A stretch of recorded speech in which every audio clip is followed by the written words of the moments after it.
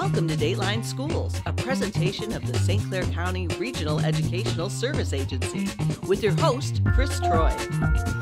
It's hard to believe that almost half of the 23-24 school year is almost completed. Students have made new friends, and the pressures of achieving has led some of those students down the road of partying with substances. Is my kid using drugs? Is the topic all this week on Dateline Schools with my special guest from the Blue Water Recovery Outreach Center, Pat Patterson. Pat, thanks a lot for being with us today.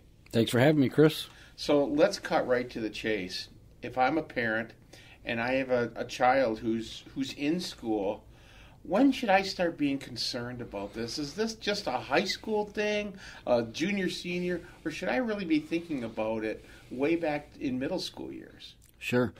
Well, I think when I survey the landscape of people who are currently addicted to drugs and alcohol or have been in the past, a lot of them always revert back to earlier times of their life on using drugs and alcohol. It started in high school. It started when I was 14. Somebody introduced it to me.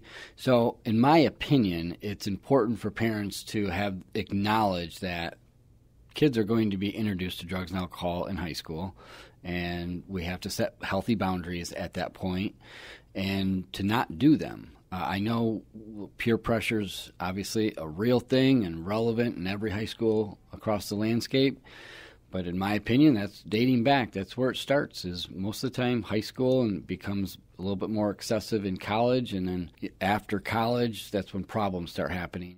I know that the DARE program, say, is one of those programs they start introducing to middle school kids. Have drugs made their way into middle schools and the schools? I'm not in middle school, but I would say if I was to survey people, those that are in our world and in recovery would say yes. Drugs and alcohol are starting to become introduced at 6th, 7th, and 8th grade. Let me ask you, what are some of the main reasons a student would even consider maybe turning to alcohol or drugs? Sure, great question. I think there's many reasons kids might pick up drug and alcohol misuse behavior traits. But some is acceptance, and some is not being accepted, and I'm using it to maybe mask or numb pain that's happening inside my heart. Family problems might exist at home, so I might turn to pain medicine, not to heal the pain of my arm, but to cover and mask the emotional pain of not liking the home environment I go to. What do you say to parents who say, well, going back, when I was a freshman in high school, I had a few drinks at a party, or I did this. It's no big deal. What would you say to them? Well, it becomes a big deal. It never starts out that way. I never intentionally say I want to become an addict, but it just progressively happens over time, and those problems start to pile up when I start to isolate, do them more and more by myself, and I start to mask my pain and problems versus addressing them. You mentioned alcohol, but what are some of the other kind of, I guess the term, air quotes, gateway drugs or whatever we're looking at that kids are being involved with today? Alcohol in our organization consists of 44% of the individuals that come through. The next biggest is opiates, which is 24%, and that gateway starts with your generic low-level painkillers. And then we get into methamphetamines, or maybe even meth, which might start out early on by taking Adderall. Now, I know it's legal, much like alcohol. What about pot? Well, pot is a mind-altering substance, so it is a gateway drug, because now I'm finally introducing myself to take a mind-altering substance and maybe numb or mask any pain that I'm dealing with. Patrick, there's a lot of parents who may think that they remember being back in 7th and 8th grade and being over at a friend's house and sneaking something out of their parents' liquor cabinet, and it was no big deal. Is it a big deal? Well, as they say, it's a lot easier to raise a child than it is to change an adult, and it becomes problematic throughout life.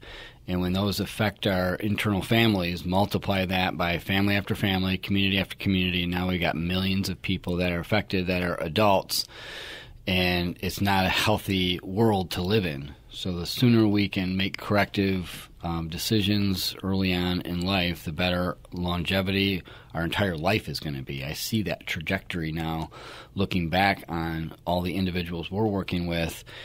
All of those can be traced back to their earlier days of elementary, high school, and college years. Patrick, I know you have so much contact with people who go through these struggles, and you hear their stories. How soon do you think programs like DARE should be introduced to students in schools? I don't think there is a time that it's too early. Right away. I think that it's appropriate probably to start talking about drugs and alcohol misuse or behavior patterns that might not be fitting with kids that start 9, 10, 11 years old. And to warn them, they're going to enter middle school pretty soon, and they're going to be introduced and have peer pressure and explain what that is. And the boundaries there are so important for kids because it just becomes so problematic later on in life, and it's so hard for the individual and the child to see, but it's so easy for the parent because we've been able to look back at our own life and also see the lives of others and say, boy, if I could have done that differently, here's what I would have done. Blue Water Recovery Outreach Center, do you have much interaction with the schools? We are going into Port Huron Northern High School 9th grade health class in the next couple of weeks, and we go in there every 6 months to provide hope for individuals and families that have went through addiction, and also educate the kids on what they might be going through or boundaries that they need to set within themselves, and what drugs and alcohol and how that affects my body and the feelings that's going to take over. Patrick, when should parents start having that frank discussion about alcohol and drugs? Thanks for having me on your show, Chris. I think very early on, 9, 10, 11, 12 years old, start to set those expectations that drugs and alcohol is going to be introduced to kids in middle school. And I have a 9-year-old daughter, and one of my greatest fears is she doesn't treat this as a very serious, and it become problematic later on in life, because that's what happened with me. And that's what happens with a lot of family members. It's very innocent early on in elementary and high school and college, and becomes very problematic. And looking back, we always say, boy, if I could have done this differently, here's what I would have done. And I certainly would have had the conversation with my kids, or would have liked to have them with my parents when I was younger. Well, that brings up an interesting question. How important is setting a good example for your kids? I think setting a good example is vital. Marijuana is legal now, but so is alcohol. That doesn't make it right. That doesn't make taking mind-altering substances right, and or abusing them. And why am I taking those? I have to be very honest with myself and say, am I taking them because I'm bored? Am I masking pain? Am I masking emotional pain that I'm not confronting or dealing with? And that comes out later on in life or in other forms. And sometimes I take it out on other people. Patrick, what should a parent do if they find out that their kid has been dabbling in drugs? I think that they should have a conversation with that individual. We need to confront that head on. Once again, Pat, thanks a lot for being with us this week. I've learned a lot. And even though I'm not a parent, I have a lot of friends who are parents. So I guess the question for me would be, if a parent finds out that their student is using, is BW Rock the resource that they should be calling? Well, BW Rock helps those seeking recovery from addiction in the Blue Water area, and we primarily deal with adults. So if your child is affected by drugs and alcohol, I believe that there are areas of help at the local CMH and there's teen support groups there. BW Rock has been relentless in our pursuit to be helpful, and we started 5 years ago, and we had 522 phone calls for help last month. We had 220 people come through our doors for support last week. And we've been very busy in our small staff of 7, and we're grateful. I was going to say, you only have really a handful of staff, don't you? Yes, it's a small little nonprofit. We operate like that, but we've been able to be successful due to never losing sight of our primary mission and focus of authentically helping those in recovery one-on-one. Well, I think the best thing that I see about BW Rock is that you really are in the public view. I see you all over social media. I see you on billboards. You've given the community a sense, at least in my opinion, that they have a place to go. And maybe you're not the ones that are going to directly help them, but you're going to be a resource to guide them in the right direction. Am I right? I believe you are right. The one thing our county needs a little more of is hope, and that's what we offer. Well, Patrick, I want to thank you for being with us this week, and I want to thank you for giving the community hope.